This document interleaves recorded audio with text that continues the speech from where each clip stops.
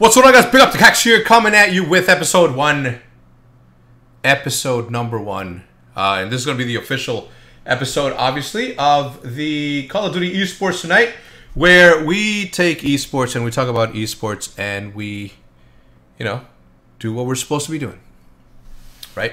Which is pretty much talk about eSports. Tonight's guest for episode number one, I figured that I'd bring in somebody that I've known since I started playing Call of Duty competitively. And yes, at one point or another, I played competitively. I wasn't good enough to make it pro, but I did compete. I did do something, at least, and that was back in Call of Duty 4. And this guy's name is Hastro, as you guys are seeing right here in the lower section, right down there, where you'll see the people that are going to be guests for that particular night. So the topics of the night tonight, and so you know, is going to be the announcement of the first tournament for Call of Duty Ghost. That's going to be in Columbus, November 22nd through the 24th for MLG. And as soon as Hastro hops back online, I'm gonna invite him on. We had a little bit of connectivity problems, but worry not. We're gonna start. So just to give you a little bit of background, in case you guys don't know who Hastro is, but I'm sure that you guys are very, very well familiar with who he is. He is the co-owner of Team Envious. He's been a competitor of Call of Duty since Call of Duty Call of Duty 4. He was a professional Call of Duty player all the way through, I believe, the beginning of Black Ops 1, I'm pretty sure. But he's got a very, very good history when it comes to Call of Duty and Call of Duty eSports. He's been at the forefront of both managing, helping the community grow to a certain extent with his vision of what it should be. So I figured, why not start it with one of my peers, one of the people that I respect most in this little world of ours. And his name is Mike Hastro Raphael. A lot of people say Rufael, but his real name is Raphael. The thing, right, that you need to know about this dude is that from the get-go, he's always been the guy that has been pretty much the voice of Call of Duty eSports. He's the one that got a job at Treyarch, first ever made history by getting this job as Treyarch's eSports advisor. It's actually quite the honor, right, to have a pro player that came from the same backgrounds that we did, that pretty much made everything possible, right, for what it is that we do. So it's one of those things that I figured, why not bring him on? Why not have him co-host the first episode with me? And I'm going to have him on plenty of times. So I figured this, right? I figured, who in this community, right, aside from me, has pretty much led the way in Call of Duty eSports, being there at a professional level, being there from the beginning, talking to companies, trying to get trying to get companies to sponsor a scene that hasn't yet blown up the way that other esports has, right? But I figured, why not bring this dude? This dude obviously has a lot of history, and we'll bring him on in just a little bit. But I did want to say this. I wanted to say thank you for the first episode. The unofficial first episode was a success. We had a lot of viewers, and the people that were there were asking a lot of questions, and regarding my pretty much regarding my decision that I made earlier this week to restart the sniper program, in a sense. So I figured, you know what, tonight is going to be all about Call of Duty eSports. The sniping side of thing will come on maybe on Monday or Tuesday next week. I still haven't decided whether or not Sniper Snaps with Optic HECZ is going to be the podcast for twice a week or 3 times a week. But I do know that every Friday I'm going to have somebody that's very knowledgeable in the scene, very knowledgeable in Call of Duty eSports, very knowledgeable in the behind the scenes of Call of Duty eSports, because I think that we are at that point in time where organizations and people are need to find out who is behind the scenes of both the organization and behind the Call of Duty eSports world, right? Because the players get a lot of attention, the players get a lot of exposure, and the people that do a lot of the hard work never go appreciated. They go unseen. But now that we have Hastro, we are gonna bring him on right now, as you're gonna see him there in his sexy beanie with his Astro Gaming San Francisco. Can you hear me, Mike? Mike, can you hear me? No, he can. Hey, man, I can't hear you at all, dude. I got you on the stream, but. All right. There's something. Fix this real quick. All right, there's gonna be something wrong on your end because we can definitely hear you. Hastro ego in one call. That's nice. We're not. Let me see what I can do to fix this. I can cut your stream up so I can hear you. Probably a little bit delayed, but I'll be right back. Let me see if I can fix this up. All right, sounds good. All right, well, as every show has it, right? Every time that a new show pops up here and there, all the kinks. Episode 1 of anything you've ever seen, pilots for shows, pilots for everything, you really see what the show is going to turn out to be, right? You really see the format and the structure of everything. That's why I always make it a point to have or in my head, I always made it, I wanted to make it a point to have the guest for the night join me in a Skype chat prior to the show. But Hastro being the busy guy that he is with the Team Envious house, I figured he was going to be a little bit busy, so a little bit harder to get a hold of. But like I said, every Friday, I'm going to do a Call of Duty eSports tonight where I am going to try to invite people from the industry, behind the scenes, people that pretty much make everything go around, the people that put up the events that you guys attend, the people that pretty much make everything happen behind the scenes that allows players, teenagers, and everybody that's chasing the dream of being a competitor, being a part of the scene. Pretty much the people that make shit happen, right? Luckily for me, I was able to develop some sort of presence in my in my YouTube career. So I think that gave me a very strong leg up in allowing me to be at the forefront of both Call of Duty and Call of Duty eSports for that matter, right? We had developed a good enough presence to where I wouldn't just be a stranger, and you guys would still know that I'm behind the scenes doing a little bit of work. So. Mike, as soon as you're able to talk... I'm good, man. I got you. Can you hear me? Yes. Awesome. So, finally, we do a show together. This is something you guys don't know, right? Mike and I have never, not once, not ever... Wait, actually, I'm lying, but I'll get to that. We've never actually done a show together where he and I are sitting here just shooting the shit about what we do, our job, and what we love most, right? But we did work together on in one video. I don't know if you remember it, but it was Hutch and his engineering win. Do you remember that? Oh yeah, definitely, man. Yeah. So Hutch, a staple in Call of Duty YouTube, had this show on Machinima called Engineering Win, where he would invite 3 guests. Each one of the guests would submit gameplay, and the other 3 guests would critique what they were doing and how pretty much what they were doing wrong. And I, at the time, obviously not knowing shit about competitive Call of Duty 4, I submitted a sniper gameplay, and it was weird because at the time, obviously, I wasn't involved in anything that had to do with competitive Call of Duty. And I had Hastro, a person that I've always admired ever since, was your original Game Battles team Pure Talent? Real Talent. Unreal. UT. Yeah. So...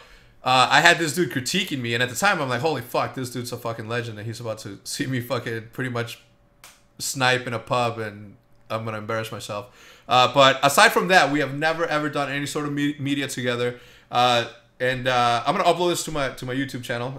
I'll say that now so everybody understands how the program's going to be, and I'll never mention it again. I just wanted to mention it this time. So, Hastro, for those of you who don't follow me on YouTube, why don't you give them a little background on who you are, and then we'll get going with the show. I don't know. I think people are saying they need you to turn me up. I'm not sure if this is helping, but I don't know if you can turn my mic up. Your chat's going crazy. All right. Well, the chat can calm down because, like I said, calm down. Calm your asses. You're all the way. All right, talk now. Let me try that now. Yo, is that better? Let's see. I don't know. Yes. Oh, there we go. We're good. All right, much better. All right, so I'm going to turn you up a little bit more. There we go. So yeah, little background on yourself. I don't know, man. I mean, I've been playing. I started playing Call of Duty back in Call of Duty 2. I was kind of just like a pub star back then in Call of Duty 2, but I started playing on Game Battles Call of Duty 3 quite a bit, and played a lot of Call of Duty 3 on Game Battles. This is before MLG owned the website, and ever since then, man, I've just been a competitive Call of Duty player and had some success as a player in COD 4, Modern Warfare 2, World at War, Black Ops, and I retired from playing as a pro in Black Ops, and joined up with Team Envy back in 2009 during the COD 4 days, and ever since then I've been with our team. So I didn't found Team Envy but Foreplay in Stainville did. I'm here with the team now as a co-owner of the team since then, and I played for the team back in the day. So a little bit about me. I worked as eSports advisor to Activision and Treyarch on Black Ops 2. Oh, whoa. Calm down. We'll get to that in a little bit because that's talking about myself. No. I think that you were gonna get into one of the major points that I wanted to talk to you about, and that's obviously the esports advisor part that you had with Treyarch. But you and I have a lot in common. We both didn't start. We didn't found our teams, and we ended up in the same place.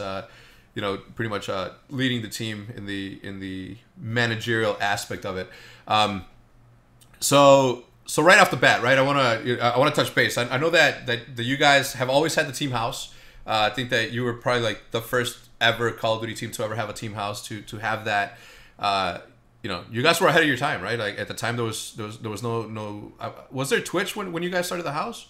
Yeah, I mean, dude, we used to I think we started on Justin TV actually. Like I started streaming just way back in the day, dude, like 2008.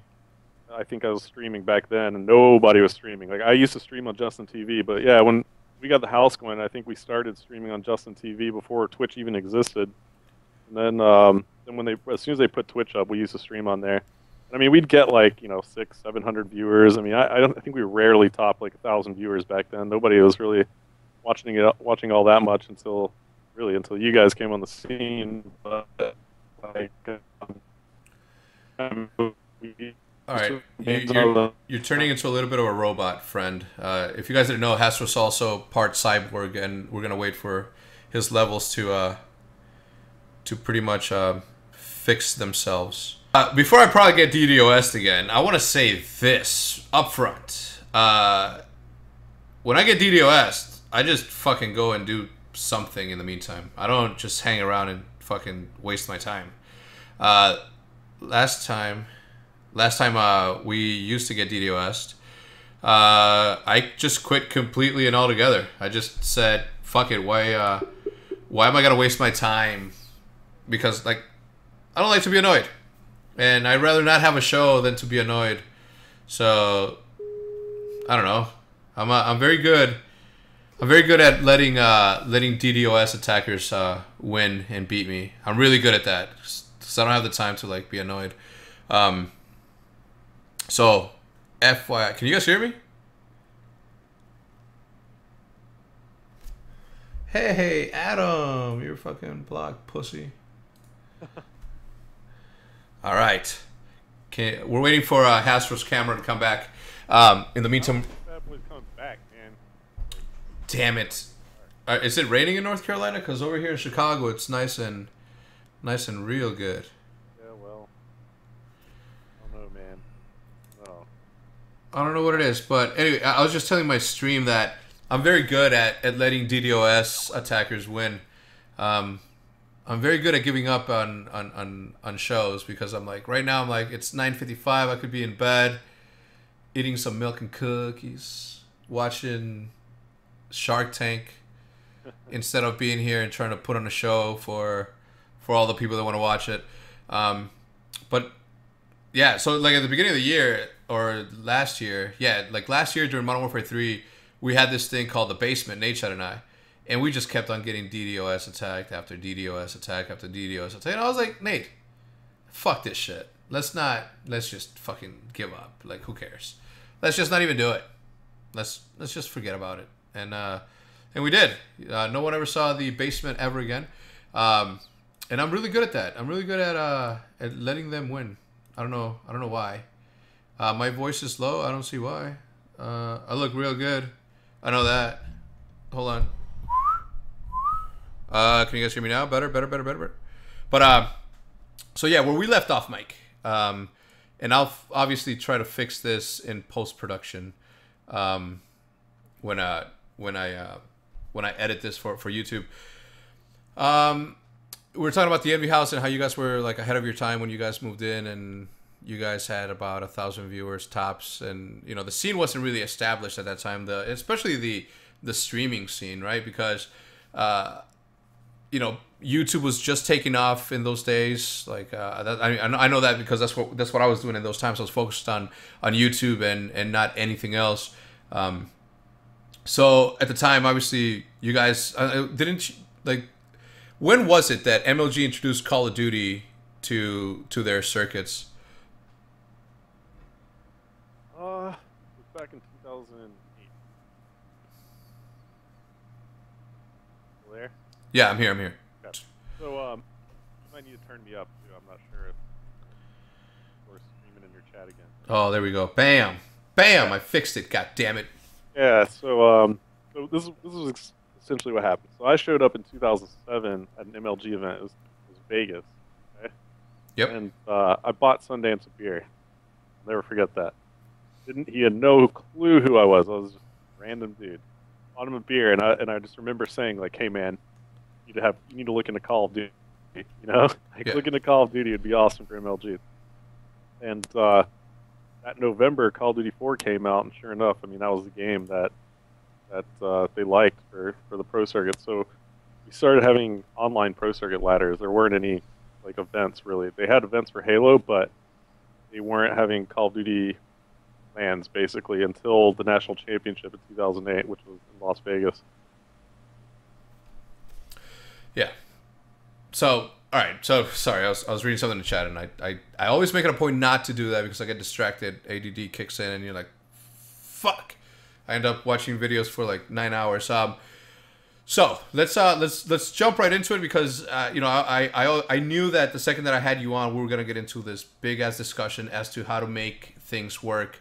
The things that are needed in order for Call of Duty to continue to to excel in esports. Like in the short period of time, the second we got a little bit of support from Treyarch, and then the second that we got a little bit of support from Activision by putting up the $1 million tournament, we started to see big numbers, right? Like, Optic can only do so much, right? We can only bring so many numbers. But the second that Activision puts on a show and makes a deal with Xbox to put it in front of the dashboard, et cetera, et cetera, et cetera, that's when the viewers start piling on, right? Like that's one of the, and I always say this, and I attribute League of Legends success, Dota success, and any PC game success when it comes to spectating to the support that they get on the developer side. Now, you are the Treyarch Call of Duty Black Ops 2 eSports advisor.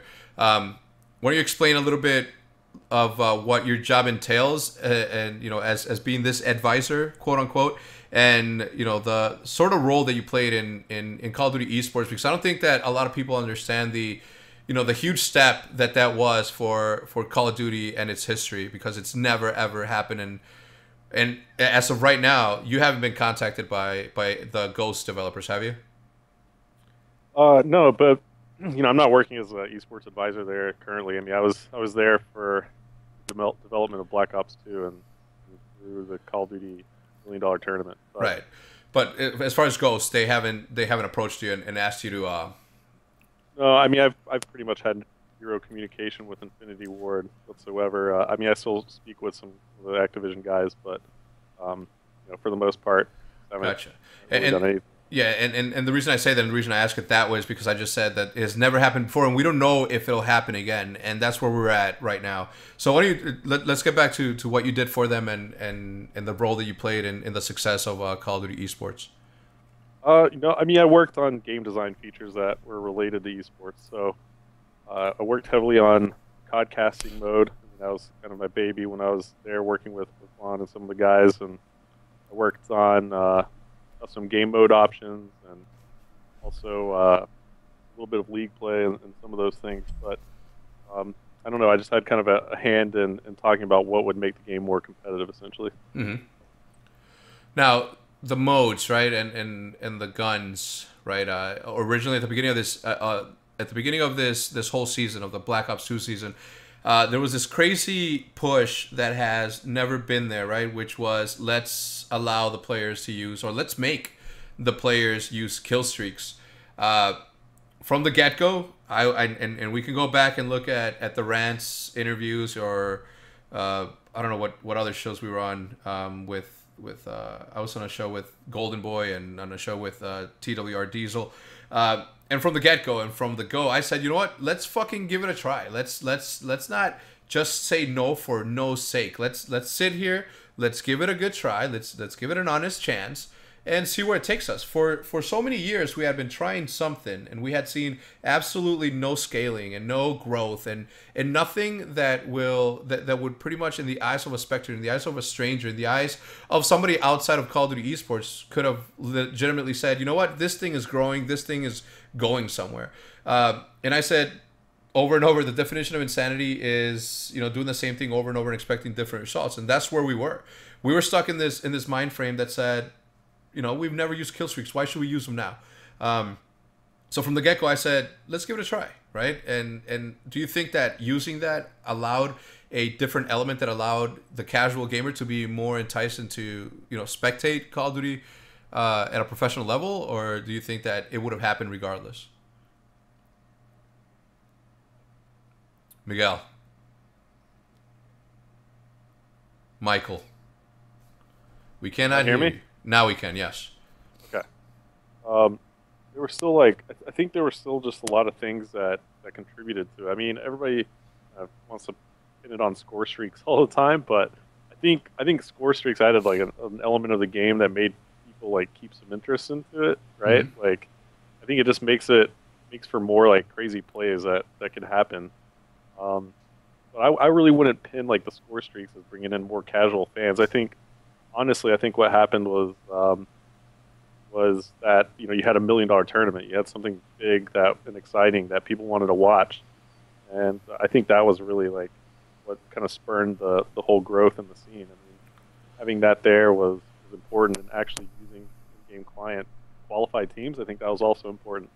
People had this sense of knowing what the event was about just because league play would qualify some of the teams to get into that $1 million tournament. I think that was really what created more people getting involved and interested in watching it. Gotcha. Now, you know, being where we're at, right, in Call of Duty, and I did see a little bit of growth, or some growth, even before, you know, the $1 million tournament was announced, and obviously there was this whole element of drama on whether you know, certain players were going to be allowed to play Scumpy. Who else was a young dude that may have not been able to compete at the time? I know it wasn't just Scumpy. I know there was somebody else. There were a bunch of them, man. I mean, there's like Rambo's here. He said John, but there are European pros that have qualified, like Sanity and Mad Cat, and I mean there are tons of them. I mean, lots of younger guys. Yeah. And do you think that, obviously, you know, the added element of the drama on whether or not people are going to be competing, whether or not Optic Gaming's COD Illuminati movements were going to make this thing happen, or, you know, all pretty much the rumors and everything that spurred up during the announcement of this thing, whether or not it was going to work. Like, do you think that in itself, right? Because it's good drama, right? It adds that element of like, holy fuck, I'm gonna tune in just to see what happens. I'm gonna tune in just to see whether or not John or Scumpy or any other teenager at the time was gonna do what they were supposed to be doing, right? Whether or not they were gonna be good enough to do this thing. So, you know, throughout the beginning of the season, we saw that little bit of growth. Obviously, we got the big announcement of the $1 million tournament, and then with that came the promise, right? The promise that Treyarch made and Activision made that says that this is here to stay at least for the next 3 years. This is something that we're going to do every year for the next 3 years. Do you think that the promise, right, of having at least $2 more million that are going to be up for grabs in the next 2 years for 2014 and 2015, do you think that that's going to continue to entice people who normally wouldn't play to maybe step up and chase a dream? And I have a follow-up question to that, but I'll wait for you to answer the first one. Yeah, I mean that's huge. Microsoft and Activision teamed up for the $1 million tournament, Call of Duty Championship this past year. I mean, I don't know exactly what the prize money is going to be next year, but I mean, I do know that they're going to hold an event, according to them, that's going to be Call of Duty World Championship. So I assume that that's going to be a big deal, and that's important for any of these guys who are kind of dedicating their lifestyles to being a professional gamer. I mean, kind of saw it with Halo, like what happened there. There were no guarantees for Halo. for the future, and you see kind of what happened there with those guys. I mean, they did just have their global championship, which was awesome. Great for them. I mean, I'm just happy to see that those guys are still getting some support. But from the MLG side, there was no guarantee, and they just weren't there this year. I mean, Halo was non-existent with MLG, so the fact that you have a guarantee with Call of Duty that there's going to be that substantial tournament that's always going to be there for the next 2 years at least is important, you know. Yeah. How important do you think, as a team owner, as somebody who's been around long enough, as a pro who doesn't have or didn't have when you were coming up, you didn't have the opportunities that we're faced with now, right? The opportunities that we have now from both the ability to make a living off of Twitch, the ability to make a living off of I got distracted. The ability to make a living off of YouTube, etc. How important do you think it is for Call of Duty players and just esports in general, right? Anybody that plays video games at a professional level, how important do you think it is, and what do you think is holding them back from like legitimately putting a solid effort into working on both their social media and their content, their media content's going to entertain and maybe grow their fan base? Well, I mean, I think people are just different like players trying to do this in the scene, or think that they have different things they want to focus on, man. I mean, some guys like could care less, about uploading YouTube videos or how many followers they have on Twitter. Like a few of these guys just legitimately want to win, and they're happy with that. I mean, other guys want to have it as a full-time career where they can make money, at a young age, and that's their focus. They want to create a business out of it, and that's great. I think it just differs from person to person. Some people want to do both. Some people want to, have a big following and make money and also win. I mean, it's just I think it just differ. It's different person to person, and I think it's kind of contingent on who's kind of getting influenced by who too. I mean, that's kind of a thing. Like what teams are out there pushing their players to do what. So, all right. Well, that leads me to ask you, if you had the opportunities that these professional players have now, would you have taken the same path that you took, or would you have, if you could talk to the Hastro from 5 years ago, would you have told them, hey, do fucking this and do fucking that alongside with competing? Yeah, I mean, there are obviously things like I regret not doing, but there are obviously like what? I mean, back in the day, like a lot of people used to watch our videos. I mean, we used to get a lot of views, and stuff like that. And it certainly would have helped because, we still are recovering, I think, as a team from spending so much money on things that to further our career, but not getting anything back. I mean, it's for us, it was never really about profit at all, until recently to make a viable business out of our team. Yeah. Probably within the last year. So our team literally went 5 years with just focusing on winning events, winning tournaments that we were playing in.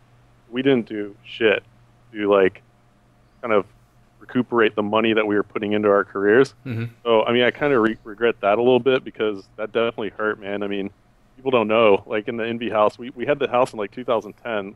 We got the house, and I mean, it was a struggle, man. I mean, we had our power cut off because we couldn't afford to pay bills at some points. I mean, we were literally starving gamers, dude. I mean, no joke. We would literally eat the cheapest rice and ramen noodles just to keep playing, man. Just to keep being able to focus on getting better at the game and practicing. Gotcha. So I would definitely have tried to do some things back then because people were watching our videos and we would upload them and we could have made a lot of money. If you go back and look at some of the videos our team uploaded back in 2010, I mean, they all had 30, 40, 50,000 views, and I mean, we didn't even have many subscribers. When we would upload to Machinima back then, mm-hmm. we would have 250, 300,000 views on the videos that we would upload. Anywhere from 60 to 300,000 views, and you can legitimately fund your team by uploading that kind of video content. So, mm-hmm. I mean, I regret not doing more of that, but at the same time, back then our team was so dominant. The team with 4Play, Stainville, Sid Rock, Fierce, myself. Back then, when any of those guys were playing together, Proofy, a lot of people don't know Proofy was discovered by Envy. Essentially, Proofy, 4Play and Stainville raised him. So back then those players were so dominant at the game, but only because we were focused on winning. Gotcha. Now I'm gonna show the I'm gonna show an image of the Envy house so they could get a little bit of an idea of the house.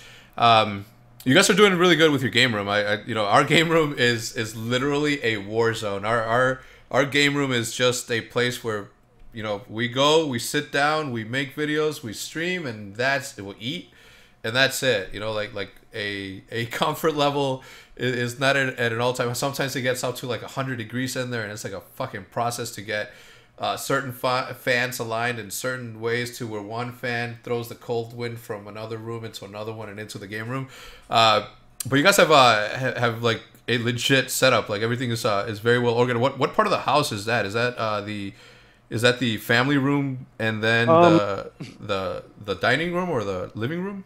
Yeah, we're still working on it. I mean, we were putting a lot of stuff up on the walls, like getting banners made and stuff. But the bottom floor, that's the bottom floor. Like, so if you look at the picture of the house on the bottom left, if you walk like through the front door, to the right there is like a parlor, and behind it is like a dining room. What's supposed to be a dining room? Yeah.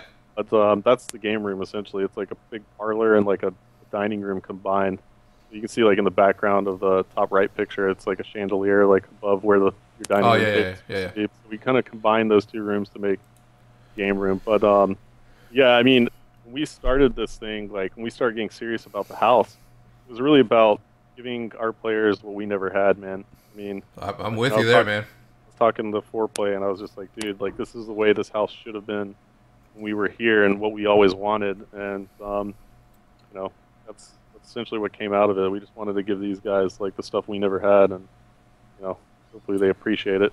Yeah, I feel the same way in a sense, but I think that obviously we come from a different situation, but this is something that and this brings me to another question, right? But let me finish that. This is something that is needed, right? And to not only create team chemistry, but to create that unbreakable bond. Like people see Nate Shot arguing with Scumpy like in a heated level every single day because they're streaming nonstop and they're just fucking going back and forth there. But at the end of the day, when the stream's off, we're all gonna be on the couch watching whatever show. I can't say the show because I don't want any people spoiling it, but we're just sitting there and just watching shows like nothing had happened, and tomorrow is back to the same grind. As a Call of Duty, you've been around long enough, you had the house long enough. Do you think it's important for other organizations to support their teams, and if it's a possibility for their teams to either take time off of work or take time off of school, do you think it helps to have that? Like I personally think it does. But do you think it's important for them to develop that sort of like maybe even coming out a week early before every event to practice together? How much do you think that actually helps? And do you think it's important for the growth of both team and organization to have that sort of chemistry? Dude, I mean, I'll just tell you this right now. I mean, Joey got here yesterday, okay? Or no, Thursday. Oh, wait, so it was yesterday.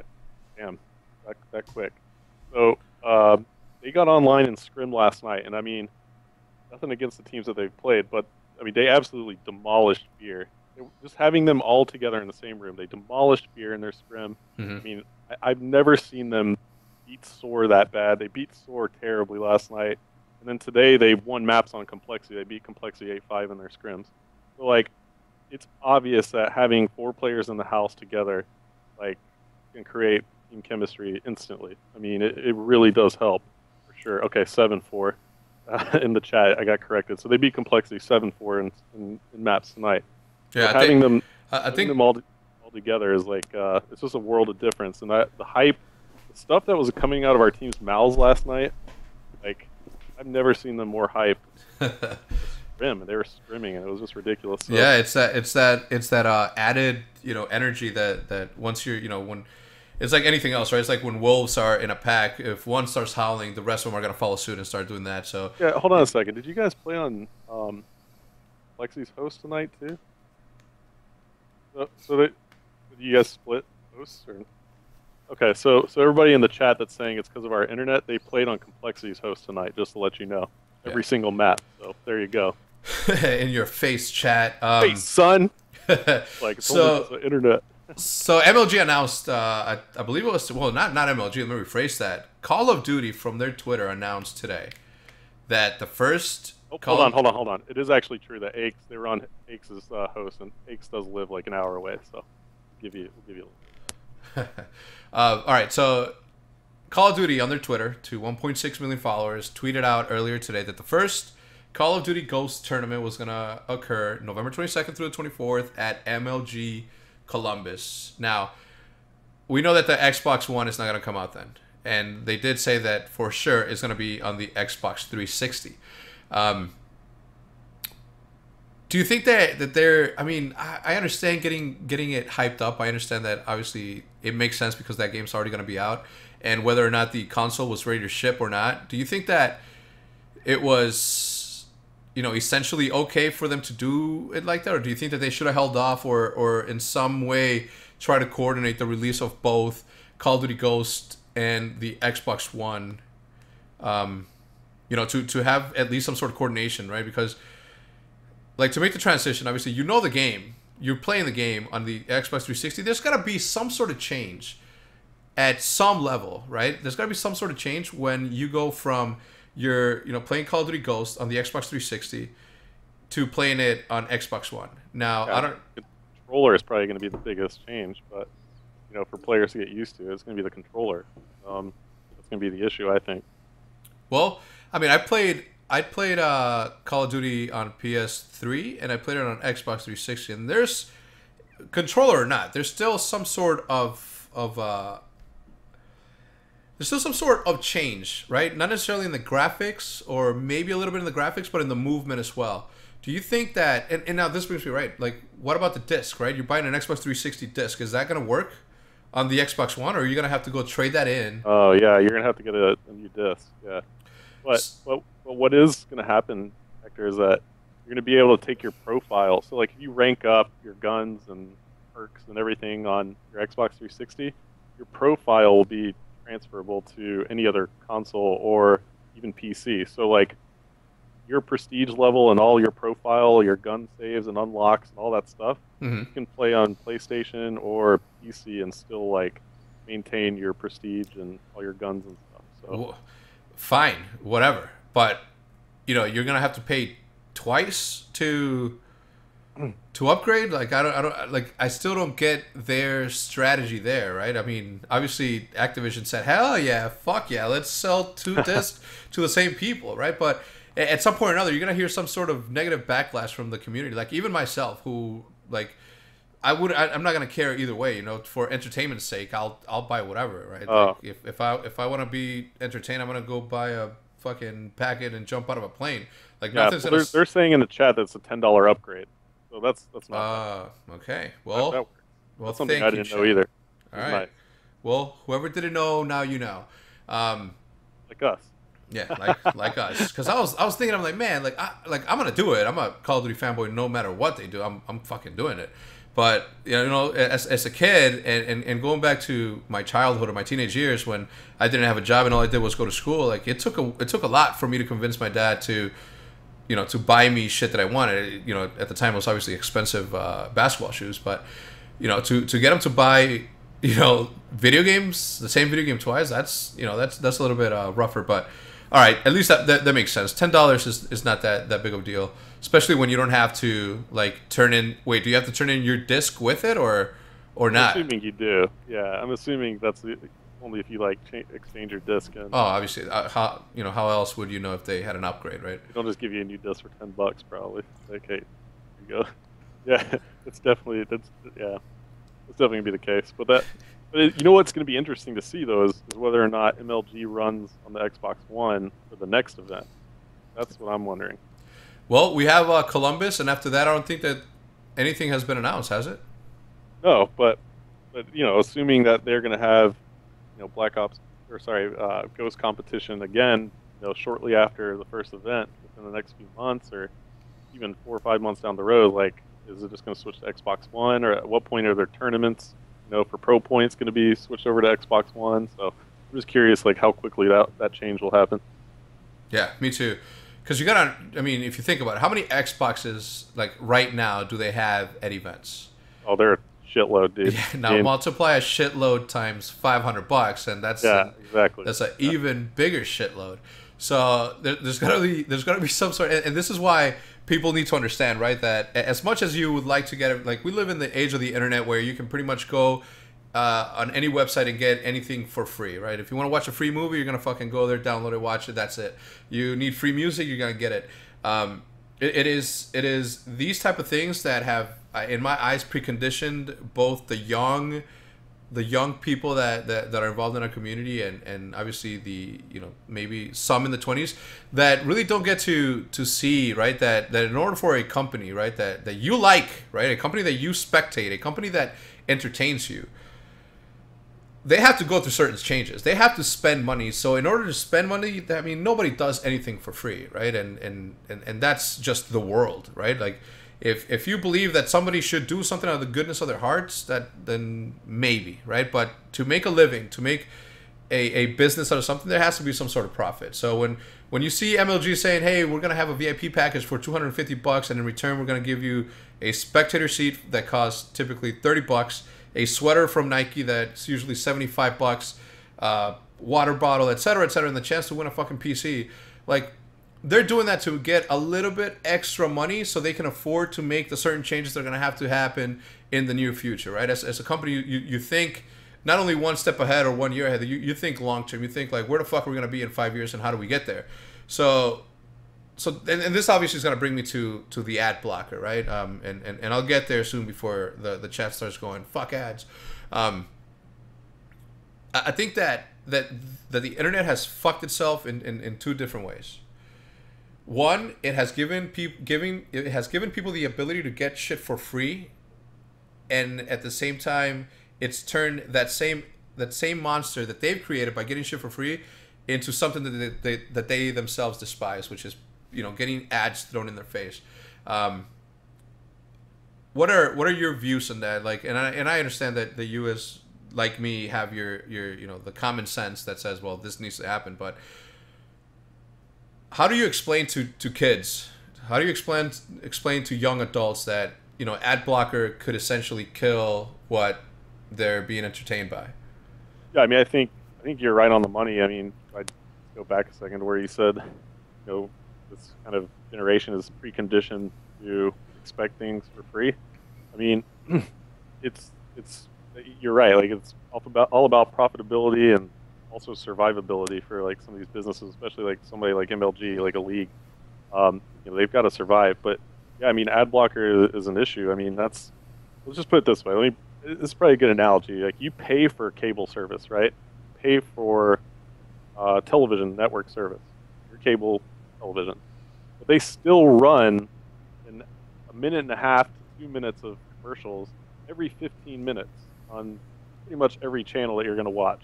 And if they don't, then they charge you additional money for that channel. Like HBO, they're going to charge you an extra $10 to $15 a month for HBO because they're not running ads, right? So that's kind of the way you gotta look at it. I mean, you know, if you're gonna consume some content from, like, let's say Riot's LCS or Major League Gaming upcoming event in Columbus, I mean, you have to expect that being able to watch that for free is a pretty nice deal. So, you know, having the ads there to support that event is it's important, man. I mean, that's really important to them. So you're kind of stealing a little bit with ad block. I mean, I'm not really going to sit here and tell you what to do, like use it or not use it or whatever. But at the same time, I mean, I buy Twitch Turbo. I'll type in the chat right now. Turbo for the win. We always. So, I pay $9 a month for Twitch Turbo just because I hate commercials, you know. But that's me. Yeah. I've actually gone the complete not the complete opposite, but I'm actually like, every time I see a commercial, whether it's on TV, on the internet, or anything, I see somebody. You know, and I always put it this way every single time I stream, and I see somebody in the chat saying I have ad blocker or thank God for ad blocker. I see a commercial and I see somebody making a living of something that's entertaining other people. And, you know, I've lived through this long enough. I've been around since longer than fucking, you know, for a very long time. Long enough to have at one point or another been called a money whore. And I always defend myself by this. I'm like, go to your parents right now And whether they are a mechanic, a doctor, a lawyer, or anything, tell them and ask them if they go to work for the love of it or if they go to work to get money so they can support them. And I think that now that I'm 33 years old, I'm a parent now. I have responsibilities. This house has to be paid so my daughter can live under a nice roof, to have food on the table. Like, I mean, shit. I don't think I have the right to not be a money whore, right? I think that at this point I'm obligated to try to do whatever it is that I can to continue to live off of something that I love. Because when I used to be an account analyst at AIG, I used to go to work, and not because I fucking loved it there. I hated it, right? I didn't go there just... the only reason I was there was for the money, right? Like, that's the only reason I went to work, was for the money. I didn't go there to socialize. I didn't go there to make friends. I didn't go there to do the work. I went there because I needed to make ends meet. And come on, man. You know you went to work to make friends. no, I did not. Fuck that. I had plenty of friends, and old ladies. I can't be friends with old ladies. But you sidetracked me.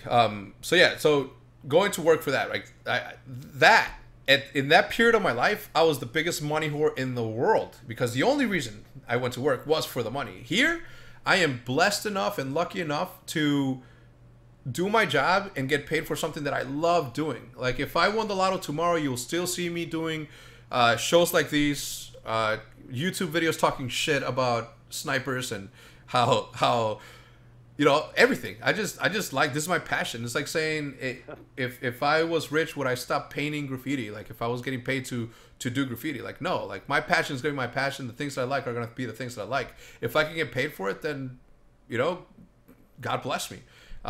And that's where we're at. God bless you, HECZ. God bless me, and God bless America. And I don't even want to get sidetracked, right? Because I came from the poorest conditions imaginable, right? Like, my childhood was not a pretty one, and I'll leave that for the book. I'm kidding. I'm not writing a book. So it's for me, it's like a different thing, right? Like, it's maybe it's a cultural thing, maybe it's a different generation type of thing, but I just come from a place where hard work should be rewarded, and we work in an industry where at the end of the year we're not going to get a promotion, no matter how hard we work, and at the end of the year we're not going to get a raise, no matter how hard a raise is not guaranteed, no matter how hard we work. But that's enough of that, Hastro. So moving on, right? Moving on, and to continue to grow Call of Duty eSports, now that we're back on track, what do you think are the things that we need? Let's start simple, and then let's make a bigger picture scenario where and this is why I wanted you here today, because you're in the same boat I am. You are my mirror image. We are both here to both grow Call of Duty, and not only grow it, take it to a state to where it's going to be self-sustainable, where you and I, whether we live or die, Call of Duty will continue to grow. Because right now, I don't see any fucking hope. I don't see anybody else, and obviously, there's somebody out there, doing some stuff. But aside from a couple of people, who is really pushing the envelope, right? So I bring it to you. What are the small? Let's start small, and then we'll work our way to big. What do we need to do to continue to grow Call of Duty as a sport? Miguel? Michael? Can't hear you, pal. I'm here. Sorry, I Okay. muted my mic for a sec. I think, honestly, man, it's really not. It doesn't even start with me and you, or our teams or what we're doing. It starts with the developers, man, and the publishers. Like, I guess the one thing that we need to keep this thing growing is fan support, like viewer support. People like you guys in the chat right now actually like take action and tell like the developers what you want to see and you want out of Call of Duty eSports. Let them know your presence. You know what I mean? I think that's like where it starts, and from there it really goes on to the us. From there, once we have the tools, somebody has to use them, right? So that's when people like you and I come in and actually start promoting the events and getting our teams out there in the media more and doing things where more people can actually discover like the sport. So, but first and foremost, it definitely starts with creating a platform to actually have a sport on. And I think that's what Black Ops 2 did amazingly well. I think it was really innovative. And like, I did this interview with Forbes before the game even came out. And like, I just remember the title of it being something along the lines of, they quoted me saying that I thought Treyarch was leading the way in esports. Treyarch was on the forefront of esports innovation or something like that. And a lot of people think from other esports games were like, what the hell are you talking about, dude? Haters. Come on now. And then, I think the jump that Call of Duty had as an esport title was probably one of the biggest jumps in esports ever in terms of it was scary how popular it became from nothing to something. So I think at the time I was even skeptical of that, but now I'm a lot more convinced that we have a pretty good foundation. I agree, and immediately, right, you see and I'm not calling them haters, right, because they just don't fucking know any better. They, just like anything else, right, we're going to put our sport ahead of anything else. Like, my favorite sport is football. I'm going to say football is better than baseball. I'm going to say football is better than golf. So, I understand their initial pushback as to, like, what the fuck are you guys talking about? Like, Riot has been doing this, and like, they just don't let somebody smaller have the time of day, right? Like, to give you a little relevance, or to make it relevant to our situation, it would be like somebody like Optic looking down at another team, let's say Team Aloe, or whatever, I'm saying that because of my sanitizer, Team Aloe, and they make a video celebrating their first ever 100,000 views, and us saying, what are you guys celebrating? That shit's already been done.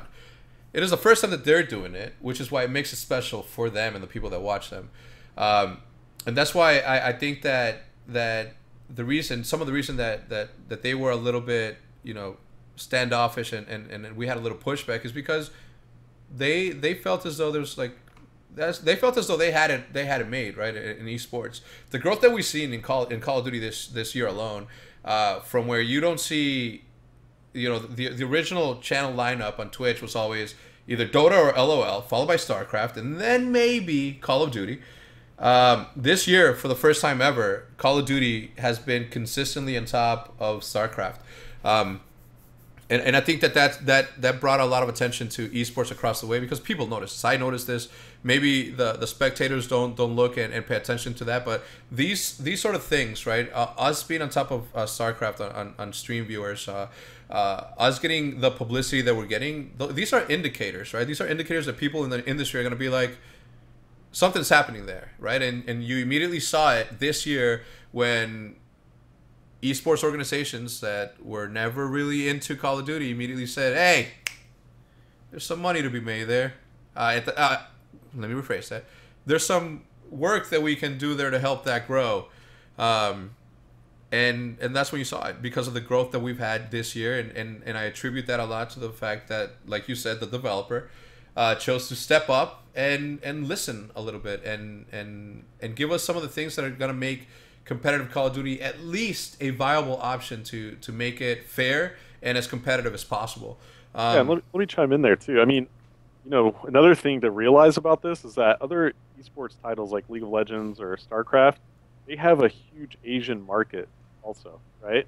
So like, that's something to keep in mind. Like, Call of Duty does not have a huge Asian market in the Asian countries, and we do not get a ton of Asian viewers. I mean, there are definitely some, and I think it might be like an emerging market for the game. But at the same time, I mean, that's something to keep in mind. You have countries like China that are heavily involved in playing StarCraft or League of Legends, especially League of Legends. I mean, that company alone is what, 1/6 of the world's population. I mean, our country in the United States, we're tiny compared to that, and I wouldn't say tiny, but we're not nearly as big as, let's say, a Chinese population or a Japanese population or a Korean population combined over there in the Asian countries. So, like, that's something to think about as well. I mean, Call of Duty is dominantly played, I think, in North America, Europe, and then you have some like South American countries that are pretty heavily involved. I mean, some of the Middle Eastern countries coming around and starting to play it a little bit too now. And I think that's something to note, that we're doing this with a lesser market share globally. Yeah.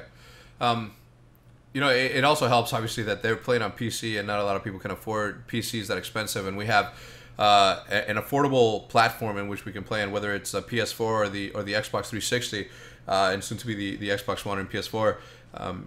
But at the same time, you're right. Like the amount of people that play even World of Tanks, right?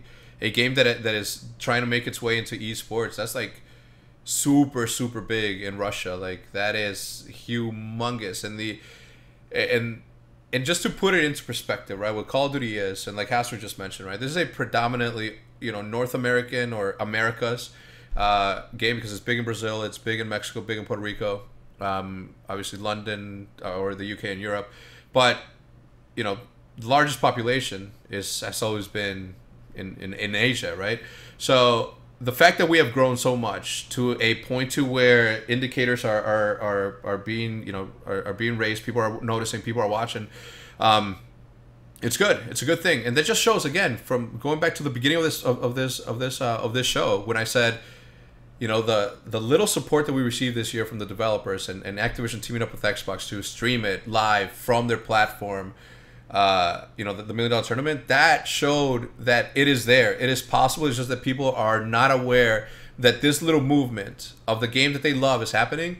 That that we're often not seen around the world. But I think that if and this gets me nervous, right, a little bit because and I never get nervous, and I'm not saying I'm nervous like panicking. I'm just saying that it worries me that with obviously the results that we've had, Mike, right, with Black Ops 2, with the help that you provided for them, right, and the fact that the people from Infinity Ward or Sledgehammer haven't even gotten in touch with you, kind of worries me a little bit. Like, yeah, we get promises, and yeah, we get told, hey, don't worry, we're gonna take care of the esports community. They made an announcement, they showed the word esports. I need to know ahead of time. Right, I would like to know ahead of time. I'd like to have an actual sit down, and Mike, you and I can fly out to wherever it is, the Santa Monica or wherever the Infinity Ward offices are or the Sledgehammer offices are, and I want to be there a month before, and you can go by yourself even. I mean, you're the dude, you're the guy that knows. I want to know a month in advance what they're doing, so we can tell them a month in advance what's gonna work and what's not gonna work, because the second that we start to figure out, right.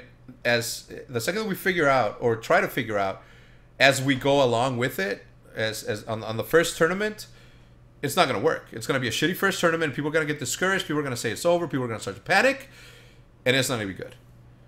So I think that everyone in the chat should go and hit up Infinity Ward, add Infinity Ward, and say, hit up Mike. And, yeah, I mean, that's something that this is how this originally happened anyway, man, is because it wasn't you and I like lobbying for it, which we were. It wasn't. That's not why this happened. Like we had a game that had these esports features in it. It was really collectively, like the overall collective community, because this is a massive community of players. Like, game battles. If you go look at game battles in MLG Play right now, and you see the amount of teams that are playing Call of Duty matches on a daily basis, I mean, it's insane. Like during the Call of Duty 4 days. They didn't have esports features in Call of Duty 4, but there were 25,000 game battles teams.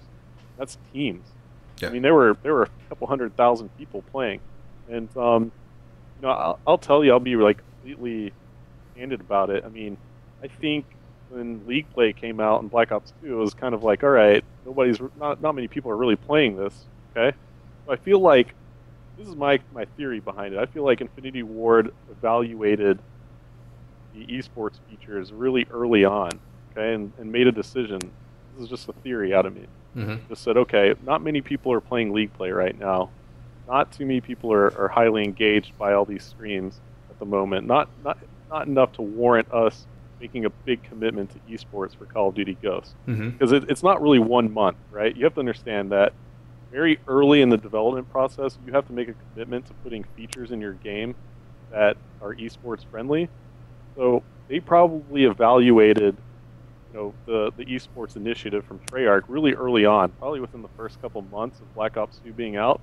And back then, it really wasn't that popular. League Play wasn't a big popular feature. Mm-hmm. But that $1 million tournament happened, and all of a sudden, League Play shot up from being one of the less popular playlists to being like the second most popular playlist or third most popular playlist and I think those numbers have kind of sustained. I Yeah, mean, pretty well. I think it's one of the most popular playlists it is. on Black Ops 2, and it still is now after that $1 million tournament when all that awareness popped up. So, now looking back, I feel like they might, might be kicking themselves for not putting some of this stuff into Call of Duty Ghosts, but we don't know yet. I mean, we still don't really know how much to expect or not to expect out of the esports features in the next game. Man, I tell you, I play the game. I like it a lot. The Honey Badger is not only a fucking awesome name, but it's a good gun. And I have high hopes, man. I truly do hope that at least they give us. I will be fine with just the most minimal stuff. If they can give us, if they want to go a little bit above and beyond and give us certain features, then fucking awesome. But as long as they make it playable, as long as they make it entertaining enough to host events on MLG, I think that we'll be fine. We'll make do, just like anything else, and just like we always have been. We make do with what we have, and I think that that's something that not a lot of esports fanatics and esports participants can say. But we have been ramen, and a ramen for me has we use this term a lot. Is pretty much making do with the bare minimum, right? In the poorest conditions, in the most difficult, deprived, sense of the word, we have been making do with what we've had so far. And this year was the first year that we got that we felt that we were spoiled, right, with everything and all the features that we received. But just give us viability, just give us the chance to continue to grow this, because we just need to get through this year. We just need to get through this ghost year so we can get back to Treyarch, and we know Treyarch is going to do a fucking amazing job, right? So, I think Infinity Ward could do it, man. So do I. Could do it. Hey, man. Hey, you're preaching to the choir. I'm like, and I'll say this at the beginning. I'll say it at the end. Please, always, forever interrupt me, Hastro, because I talk for rants. All right, so always interrupt me, please, because I'll go on forever. I do agree. That Infinity Ward can do it. I've always enjoyed their games, but am I wrong in saying that Treyarch has always kicked Infinity Ward's ass when it comes to community interaction, to community fucking awareness? Yeah, I mean, I don't. It's. I'm not gonna sugarcoat it. I mean, Treyarch took the bigger leap, man. I mean, they have. I mean, I had a relationship with Infinity Ward back in 2008, a pretty good one.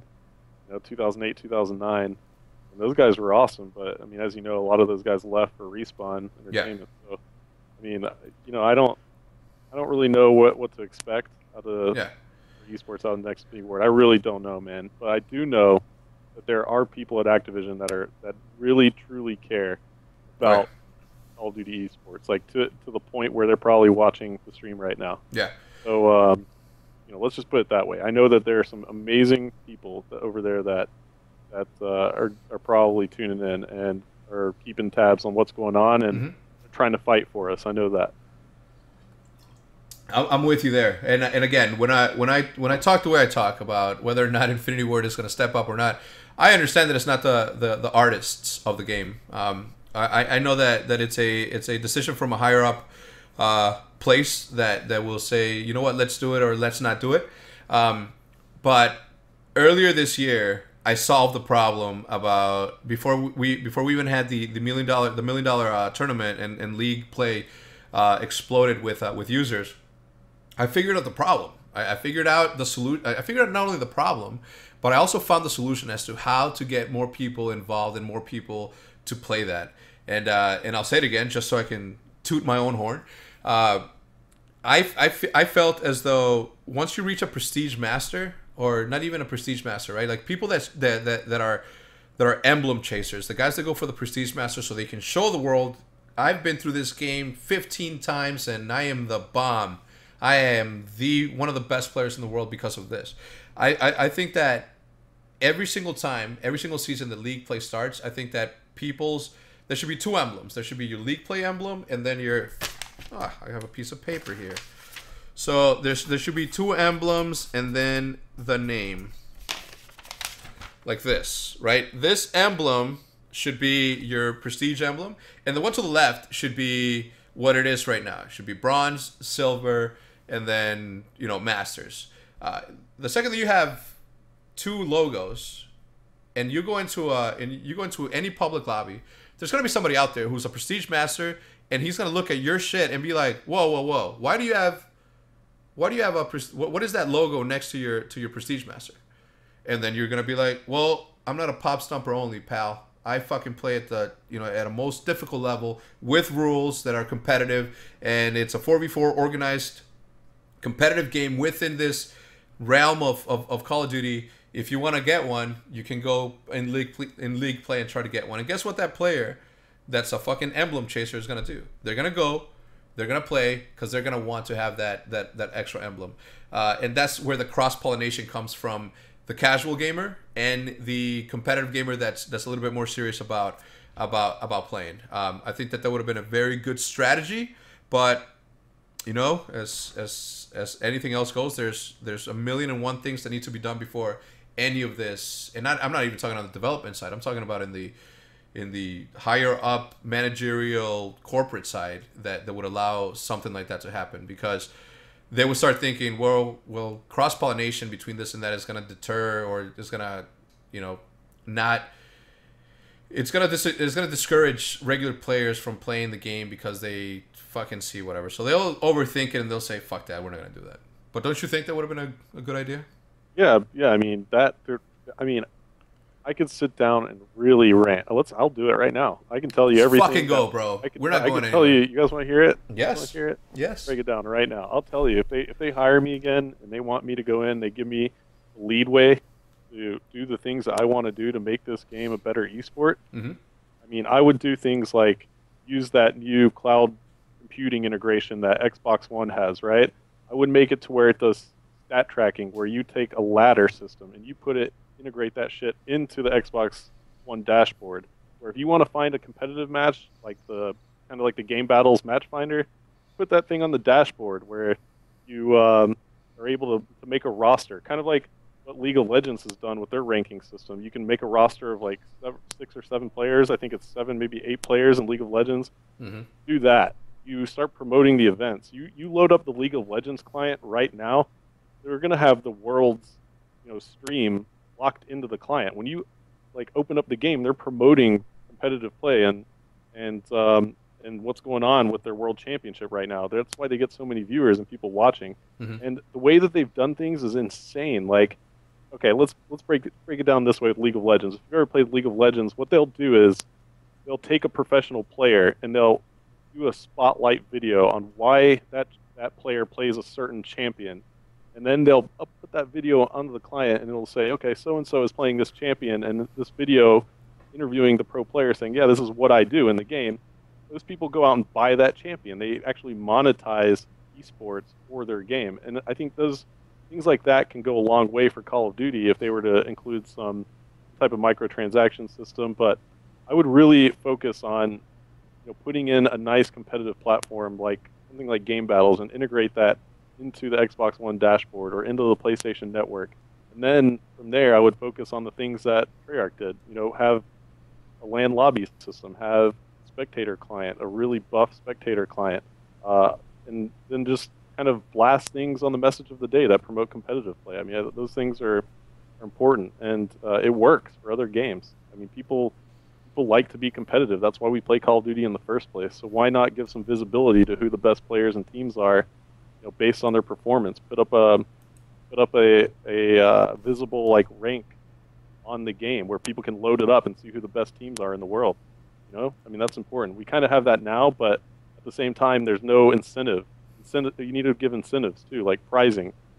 Do something where players can win free downloads or Microsoft points or whatever. Whatever it is. Make things that incentivize the platform so that players playing are actually competing for something and not just for an emblem. Yeah. No, I agree. And it doesn't necessarily have to be prizes either, right? It could be fucking Call of Duty Ghost or a Call of Duty whatever bottle, like this water bottle. Everybody that plays Call of Duty is at some level a pretty big enough nerd to where they're gonna like cool shit. Like last year when the poker sets, right, the poker chips with the Elite, was it? Yeah, Elite. All right, so the Elite poker set. I thought that was like one of the greatest things ever. And still to this day, I haven't had a chance to play poker with those chips because I like them that much that I've never really put them out there to be used. But I think that at least giving it a try is good. And although we may be a small part of the the whole equation of the millions of people that play the game, I think that we're still a very, you know, we're growing one, and I think that we should be at least given the chance to prove how fun and how entertaining it is to watch the best players in the world do what you do on a daily basis. Obviously at the highest level, but yeah, I mean, it's one of those things that we're going to continue to dream on, continue to wish on, but until we get to a place where, you know, the boisterous few don't have to raise up arms and make shit happen, that, you know, no one's going to be satisfied. So yeah, so and I'm getting like some tweets, you know, saying like, first of all, there are a lot of people tweeting at Infinity Ward right now, telling them to talk to me or you about esports, but which is hilarious. They don't really have to talk to me. You just tweet at them and tell them to focus on esports. That's all I meant. I didn't mean to like mention me and they have to talk to me, but I said it. Okay. But I also want to mention something about like DDoSing and like league play, and I know that's like rampant, right? Oh yeah. But to be honest, I mean, I had this discussion, you know, with some of the guys at Treyarch, and this is how I feel like any developer can combat it. Okay, and I'm not sure if it's possible. I didn't really get that far down the rabbit hole to like really understand the capability from developers to do this. But you know, what I would do if I was a developer, if I had the means to do this is what I would do. I would find the threshold. Okay, so the threshold, for those of you who didn't go to school, is kind of, you know, what the peak of what something can be before something happens, right? Just go ahead and hit up Webster's and find out what threshold means so you can understand what I'm about to say. I would find the threshold of how many lag outs is normal, okay? Let's say you're playing league play, HECZ, Yeah. right? And somebody you think lags you out, okay? So it's Sniper Bob. Sniper Bob lagged you out. So Treyarch should have a security team in place, or developer of any game should have a security team in place, and so they can go and see, okay, Sniper Bob, you've had 50 lag outs against you. You've had 50 people disconnect or lag out when you've been playing them out of 100 matches, right? All right, Sniper Bob, that's a lot. Normally, somebody only gets about 8 to 15 people lagging out or disconnecting, you know, playing against them and out of 100 matches. You know what, Sniper Bob, screw you. You're definitely lagging people out because that's not normal. Right? Screw you, man. We're gonna ban your ass for life. You know? Yeah. Like, we're gonna IP ban you, or we're gonna do whatever. That's what they need to do. They need to have a security team in place, but that's only in the case that they care enough about it. If there are incentives. But I feel like when you're running qualifications for $1 million tournament on league play, Yeah. you know, you need to have something like that in place, right? To prevent Sniper Bob from lagging people out, because it's just not, nobody's going to take it seriously, or they're just not going to take it as seriously. So you need to find that threshold of what's normal and disconnects, and actually start, you know, securing your competition online. I mean, if you're going to actually do it. Yeah. In a perfect world, I think that maybe we're 2 years away from that happening. You know, maybe the Xbox One and its components or whatever it comes with a million servers that they're 300,000 servers that they're promising. I think that maybe that's going to be a possible thing, and I truly hope it is. I think we've gone on long enough, so I think that I am going to ask you the 3 questions that I'm going to ask everybody that comes as a guest. And these are going to be working questions, right? I'm going to try to figure out the better ones. And it's not going to be no, hey, what's your favorite gun, favorite map, favorite, none of that. All right? Oh, no. I've known you long enough to know to kind of be scared about No. We're not drinking, and we're in a public forum, so I'm not going to be that awesome. So, first question. Okay? If you weren't doing what you're doing right now, what would it be? What would you be doing as a profession? Like, as a profession? Yeah. Oh man, I'd probably be like producing really bad films, television shows, and music videos and commercials. That's probably what I'd be doing right now. Like Sharknado. Actually, well, all right, this is gonna sound really crazy, but to be honest, like I went to film school, and like what I always had a kind of like a bit of a passion for was it's called high-speed cinematography. You guys know what that is? Anybody in the chat knows what high-speed cinematography is, and I would I'd give you some hats off. But essentially, what it is like shooting like ultra slow-mo, like on film, or they have these cameras out now that are like digital 2K and 4K cameras that are called like Phantom cameras. But I'm gonna buy one day. They cost about $100,000 just for the camera body. Fuck that. So the lens package will cost you another 200 grand, so about $300,000 total to buy one of these cameras. But Red Epics don't do extremely high speed, but they do pretty good. Somebody in the chat knew what's up. But I wanted to do like high speed cinematography, which is shooting like ultra slow mo. So they use that for like science a lot, and it's actually something else that they use in different applications. So I would have probably been a high speed cinematographer if I would have not been a pro gamer. All right. Now, your life's passion. Life's passion. Yeah, if money wasn't a factor in life, what would you do on a daily basis? Like you would wake up, first thing that you would do, if you could do it every morning, what would it be? Travel the world. Help people. I mean, I'm that kind of guy, man. I know. Good guy, Hastro. All right, you want to hear? All right, so this is all right. So if I ever like win the lottery or just get amazingly rich, yeah, this is what I'm gonna do. This is like what I've always wanted to do. I really want to just slum around the world, dude. Like, look, I just grow my beard out, put a backpack on, and just go like hiking all over the world and just backpack all over the world. And the second that somebody does a good deed for me, just like I'm gonna look like shit. Like I'm not gonna look like homeless, but I'm not gonna look like I'm gonna be wearing a t-shirt, some jeans, and have a Hastro the backpack hobo. on, a hat, you know. But if the second people do like something nice for me, I'm gonna hook them up. I'm gonna pull like a rubber band around 10 grand in my backpack and just give it to them. You know, like that's what I want to do. I mean, I want to be nice to people, return good deeds back. Like I think that's what I want to do. I want to change the world that way on an individual, very personal level.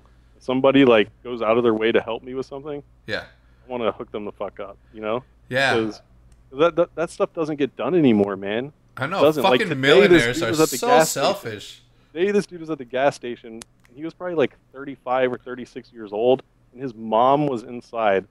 His mom, and so obviously he wasn't very well off, and like his mom was telling like the cashier that their car broke down and they had to move it, and the cashier was like giving her shit, saying that it might get towed and all this stuff. Yeah. So, like I immediately went outside and like tried to help them, and like tried to figure out a way to get his car moved or like try to give him a jump or whatever, and like do that stuff, man. That makes a difference in the world. This world is a screwed up place. And, I agree.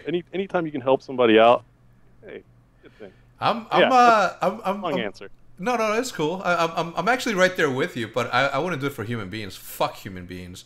I would do it for animals. And if you look at my Instagram, you'll see plenty of occasions where I've pulled my car over in the middle of traffic, gotten out and helped the little ducklings or the little geese fucking cross the street. Two of them actually ran away from the pack or away from their mom, and I got out, chased them down, picked them up with my hand, and it was the grossest thing ever. Now that I'm just talking about it, I need some Purell in my hands because it was so gross.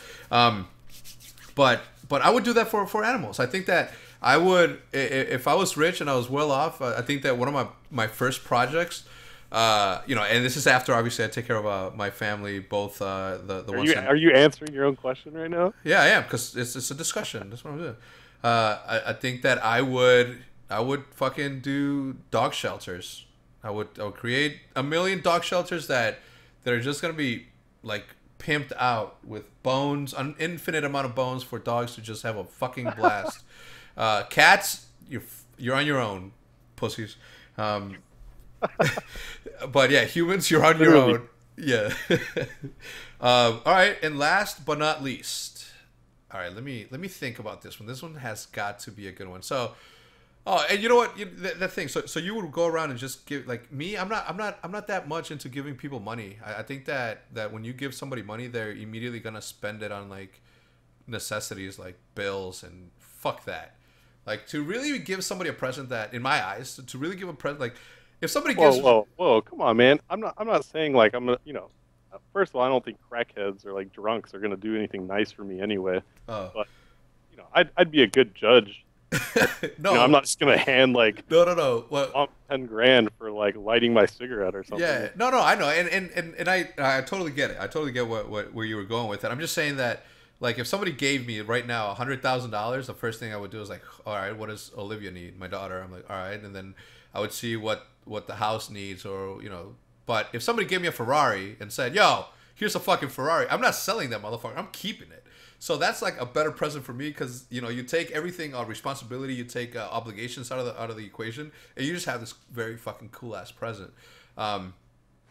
Because all right, but that was me. So last question, Hastro. Before let's get to the next question. We're going on. All right.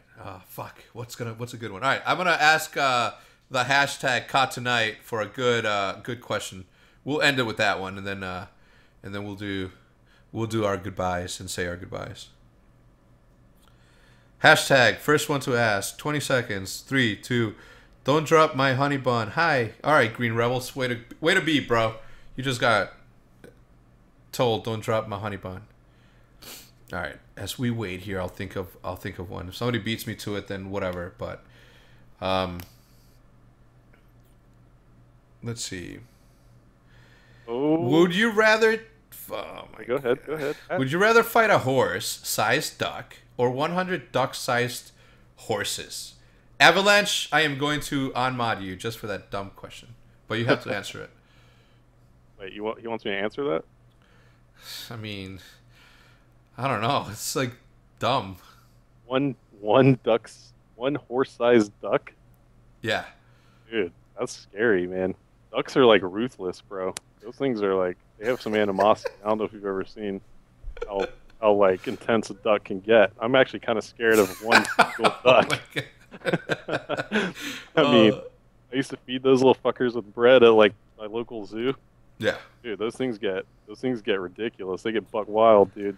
All right, so Flyer HD has a good one. What is it like waking up and realizing that you are an inspiration to a lot of people?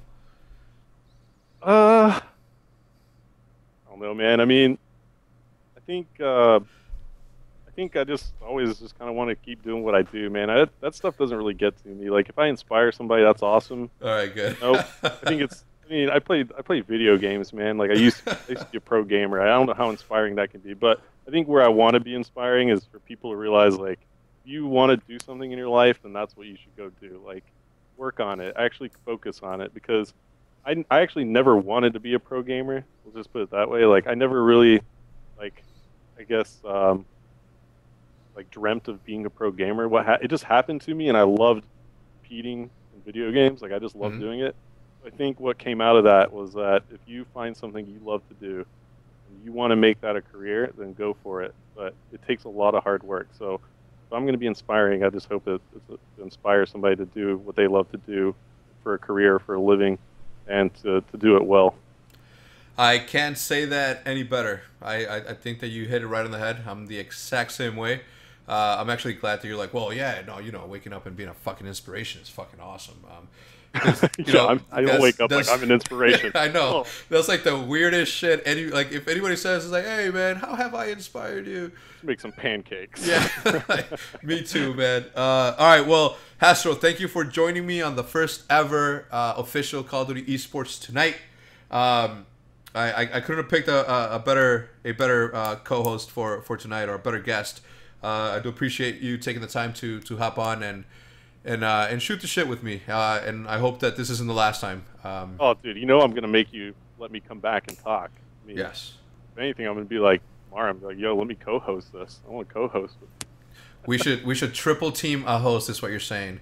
Fwiz is back there too. Like, yo, I want to come talk, because he loves to talk. No. Fwiz is like, fuck these two dudes. If I was in there, they would not get a fucking word in, and the show would be 100 times better. Yeah. Oh man, but thanks for having me, dude. Like, it's awesome that you got the show going, and I hope everybody, I don't know if is that your official Twitter account for the show? You No, have one? You don't? I don't. Somebody stole it. Somebody made it and like Yeah. they're trying to pawn it off. Yeah. Well, don't go follow that. Yeah. No. Follow No. HECZ on Twitter, and he'll keep you updated. Yeah. So Hastro's all the Hastro's information is on the. I don't know. It's on the right hand side of his image. Hopefully by next show we will have a working camera. I don't know what happened with the DDoS attack. Something must have broken back there. A hamster must have gotten off his wheel. But yeah, thanks for joining me, guys. Everybody, be sure to follow the stream if you guys want. On Monday, I will be having another one. More than likely, it's going to be a Sniper's Nest show where I will bring in a sniper dude or a sniper personality from the community. Hopefully, it'll be Grizz because he's pretty much the godfather of sniping in Call of Duty. Yeah, but as far as Call of Duty Esports Tonight, this has been HECZ and my boy Hastro. Until next time, as always, fuck, I'm about to say my outro twice. I'm just going to end it here. Thanks for stopping by, guys. Appreciate it.